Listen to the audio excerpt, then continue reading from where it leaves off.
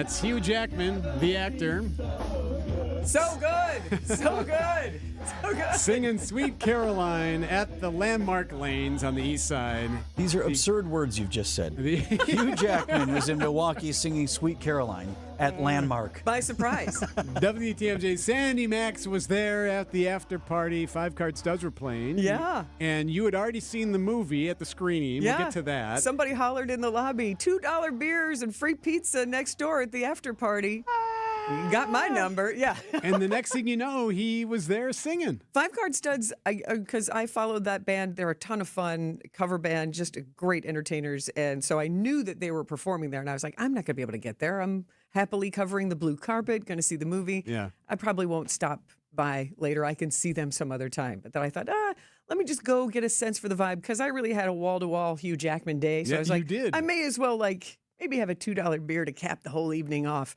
And when I got to Landmark Lanes, took video, fun vibe, Yeah. lots of people who I'd seen at the movie theater. And then I thought, I'm just going to call it a night. I'm going to be on mornings with Erik and Vince. Let's just preserve yourself. And as I'm leaving, one of the Fine Focus Features gentleman, John, said, you might want to wait 5 minutes.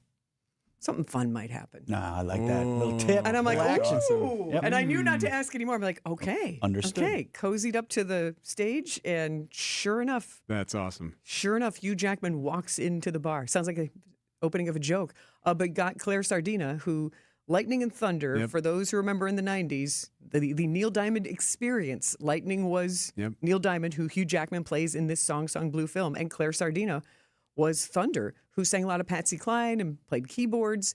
And Claire's still with us, still singing, and he brought Claire up on stage, and that's what you heard. Amazing. Sweet That's Caroline, a really magic Milwaukee moment, but with Wolverine, with the greatest showman. It is surreal when you're like, Right. that is Hugh Jackman having fun, leaning all the way in. So let's start with the Kopp situation. So hundreds of people lined up at the that Kopps line. in Greenfield to get a free Song Sung Blueberry custard from Jackman himself. You were right up there in it. So what was that like? What were the crowds like? What was he like talking to Wow. all these folks? I got to tell you, the crowd, because I got there at 1:35, and I followed all the Greenfield police rules. Like, we're going to have Bob's Discount Furniture parking lot open. So I was like, okay, well, I'm going to park there, just walking across the street. And as I was crossing Layton, I'm like, I see people. There's the Carrabba's. Do I not know where the entrance to Kopp's is? Oh, I know where it is. Yeah. And I walked the whole line. I took footage. Saw That that, courtyard, yeah, they had yeah. the S line inside the courtyard. Then it went out past the Starbucks, past the Carrabba's, down the street, and then it curved on Bernard Street into a neighborhood. Well, I'm like, I'm not walking all the way into the neighborhood, so I just took a long shot. But it was long. But I'm going to tell you, I thought that he was going to be nice, show up, smile, Sure. scoop a loop for maybe 20 minutes, and then, oh, well, thanks for coming. You'll still get your free custard, but Hugh's got to go. He's got another thing. He scooped.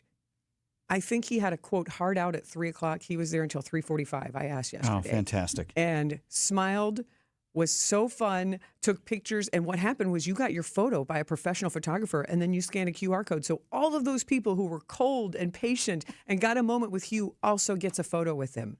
So Yeah, I mean, it was just joy. And people came in their X-Men gear. My favorite person was a woman in a naughty Santa hat, and she had a 8.5 by 11 printout that said, "All I want for Christmas is Hugh Jackman." and he laughed and he signed it, and he was just... And then he left with her. No, that didn't. That's I am amazing. telling you, though, the amount of squeals that you heard after, they got their moment, men and women. I mean, he's come one, come all. He's just a good man. So you caught up with him at the Oriental. This is what he said about the custard. Well, the custard surprised me. I've never had it before. I kind of thought it was ice cream, but realized, oh no, it's another whole universe. I don't know if I can go back. Oh, welcome to our world, Hugh. And I'm going to tell you, I can die happy.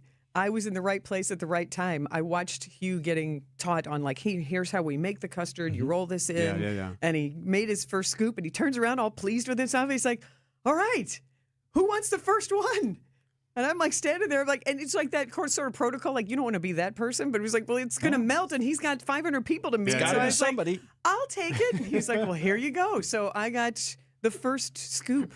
So of Song Sung Blueberry. I'm so glad you brought that up because for those in the know, how this works is when you get face-to-face, one-on-one time with a person, a VIP in the media, you get like maybe 2 minutes with the person. So like they did that at the Oriental, right? So you got some FaceTime with them, and you sent us the audio like, hey, here's my Q&A with Hugh. And listen to the start of this. You can hear Sandy saying hello. You can hear like the media person saying, this is WTMJ Radio. Right, And okay, then she's up. The first thing Sandy says to Hugh after talking to him hours earlier getting the custard. I mean, he's been doing it for... Wait, that's not it. Hold on. Here it is.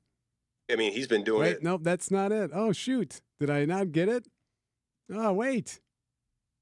Okay. Hi, Hugh. TMJ. Hi. Feed me again. Feed you again. Hello. You got to get their attention, right? You got to stand out in the crowd. Hey, won't forget you. Grapes this time, Yes. please. Now, you did ask him about Milwaukee, which we thought this was funny, too. Has it lived up to your expectations? What surprised you? Beyond. I'm staying. I bought a house and I'm staying. No, Yeah, he's not going to buy a house. But he really wanted. This is a really interesting. So again, it's called Song Song Blue. Hugh Jackman and Kate Hudson are playing Lightning and Thunder. This singing group, they were at State Fair every single year, all in the 90s. They were pursuing this dream. They loved performing.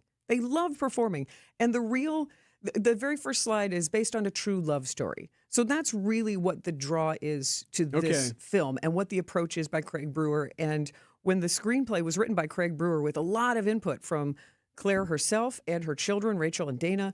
So Rachel was telling me at Kopp's, like, some of the lines I gave him, they made it in the film. Like, what a thrill that That's is. You know, awesome. she lived that life. So this is a very authentic film in that way, telling this love story. And it's just still sort of surreal. But when I was doing the research, Hugh Jackman really wanted to do this role of a Neil Diamond interpreter. That's cool. It is kind of surreal because because it's that working class experience. It's that you got to perform and you want to pursue your dreams unfettered.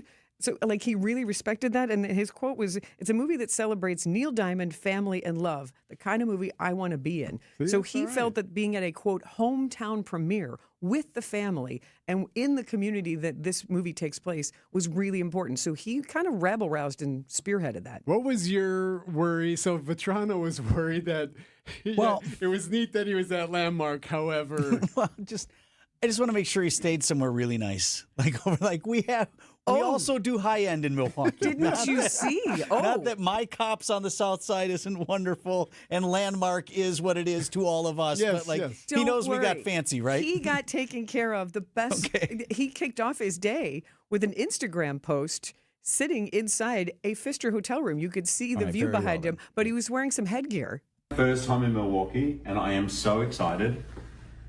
And I'm never taking cheese off my head again. I can't believe I went 57 years without it. He's wearing a Packers cheese wedge. We also have other things besides that, too. But he embraced it. But yes, he got to stay in the He had historic 7 Pfister brats for Hotel. breakfast, too.